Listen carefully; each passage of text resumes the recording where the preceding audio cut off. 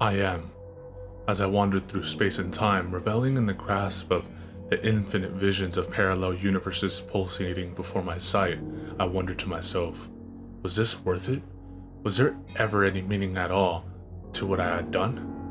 I transported myself to the surface of a large star some 20 billion light years away. As I walked upon its bright facade, admiring the dancing pulses of heat and radiation, I began to ponder about my own existence.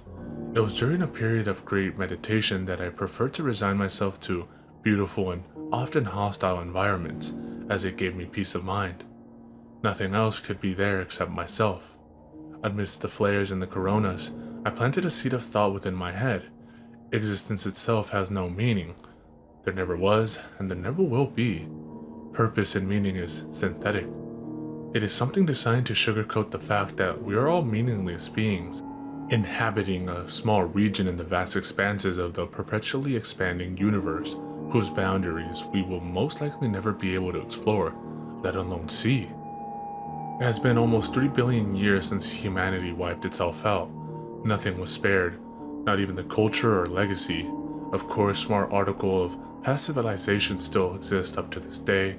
Old graffiti on ruins, tattered homes, fallen monuments. There's not much left and virtually no one to remember or recognize the existence of such articles. Do I find it sad? I say nay. The death of a concept, you see, is no more relevant to the universe than a dog's perspective to the internal workings of the finest, most complex timepiece a human brain could ever conceive. Perhaps even the death of anything, ideas, cultures, people, homes, emotions, it is all irrelevant. Petty ideology-infused concepts, tangible or essential, it doesn't matter, and it never has. Perhaps nihilism is the one truth that has rung straight even if the now extinct human societies refuse to accept it, labeling it as a pessimistic approach to life. I stood up, levitating myself into space as I bid the mesmerizing luminescence of the star farewell. During the last days of life on Earth, during which there was a pitiful semblance of organization at the grassroots level, I managed to establish meaningful conversations with the last of the inhabitants. One of them was a 13-year-old girl. Her name was 3. I asked her why such a name, and it was because her mother believed that the number 3 was a lucky number. Wasn't it supposed to be 7? It didn't matter, but having talked with 3, I had observed that she did not think like everyone else. She knew the truth behind existence, the same truth I had stumbled upon when I began to explore the cosmos. 3 had this blank, 1,000-yard stare in her eyes, as if she had seen everything and yet thought nothing of it, like a weary, battle-exhausted soldier whose eyes stared back at the empty vastness of the observable universe. 3 affectionately called me Mr. Star, and I found it at most suiting moniker. We would often walk early in the morning, and we would talk about her hobbies and her friends, while I would occasionally surprise her with small magic tricks. To anyone else, it would have been a cheap illusion, but to that girl whose eyes widened at the sight of dancing pillars of light, it meant the world. Frankly, in an environment of scarceness and ruins, there was not much entertainment to be had. 3's favorite food, perhaps, was mushroom soup. She and a couple of other young individuals would head to the forest to pick their daily harvest of mushrooms and return home to a haphazard convergence of makeshift homes with the smiling faces of their parents.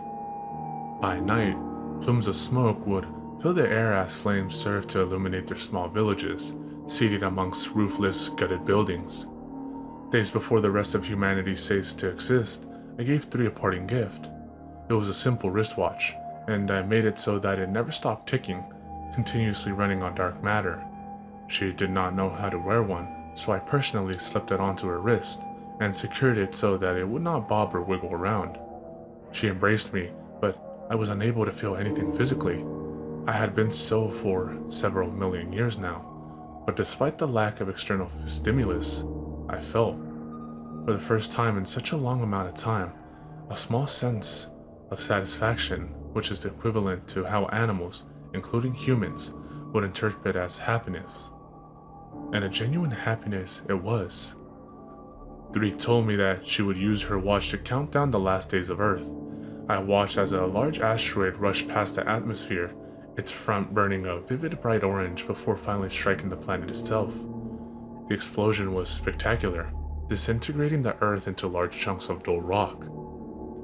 The very concept of destruction itself was natural. It did not have to mean that it was good or bad. I neither enjoyed nor felt despair at destruction, or even creation. It did not have to mean anything. Anything then does not have to mean anything. Over the course of 1 billion years, my actions have dulled and I have been idle. Having traveled countless galaxies, and having seen and experienced the wonders of the universe, I decided to travel across all dimensions, all the way up to the 10th, the last possible dimension, where everything and anything, and thus nothing, is happening simultaneously. Perhaps it was time to restart. Maybe even do things differently this time. Gaining a tachyonic pace, I sped to before anything ever existed. A special, might I call it, paradoxical case of existing in existence. A feature unique to the 11th dimension, it was absolutely dark and empty, a void of total nothingness, including dark matter. In a state like this, I carefully created an event horizon surrounding myself, so as not to blip into non-existence. I may have just violated the deepest laws of physics, or perhaps, despite the longevity of my existence, had yet to learn all about it. I waited for the first expansion of the known universe, and it was spectacular. Meaningless, of course, but spectacular nonetheless. Everything does not have to have meaning, even if ultimately there is none. You just exist. You become. You are. Even if I choose to do things differently this time, nothing will alter the outcome of meaninglessness. We are all just a cosmic coincidence.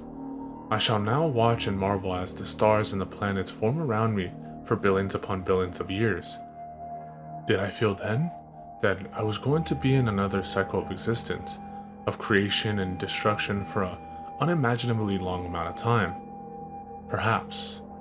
Maybe what has kept me so long, after what has been the longest amount of time, is that I've lost a sense of humanity, or perhaps the ability to sympathize with that sense. I no longer feel, but simply exist like the universe itself. I am.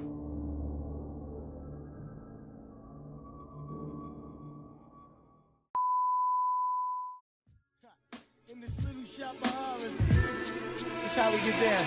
Yeah, enter, the project's on the prairie, scary. Greet you at the gate with Bloody Marys. Blood, a rail full of blood. Back to the cemetery, get more blood. Standing on the grave, drinking blood, smoking bones. We seen a crew of ghouls running by with stolen tombstones. With hell's angels on the chase, they lust to bust a black skull. Want you embrace, they tie you up in chains and they stomp on your face. They go to purgatory and they beat the fucking case. I look around, mad bodies being buried in the ground.